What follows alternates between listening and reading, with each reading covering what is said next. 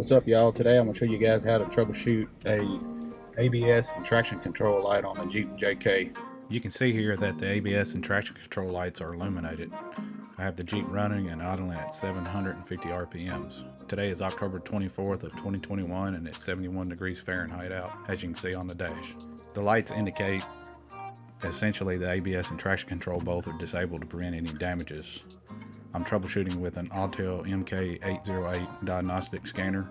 I scanned for codes and received a C102A code.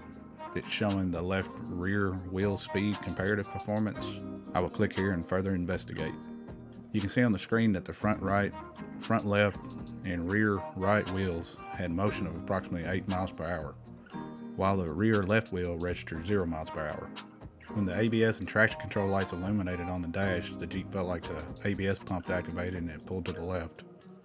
I'm going to take the Jeep for a test drive to see if anything registers on the rear left wheel speed sensor. I didn't even have to leave the driveway and the left rear wheel speed registered 0, while the other 3 wheels register approximately 2 miles per hour. Next, I will pull forward and watch the screen. See that? So in conclusion, I have a defective left rear wheel speed sensor. I will do another video showing you guys how to replace the wheel speed sensor, so stay tuned. Please like, subscribe, and share my videos. Thank you for watching.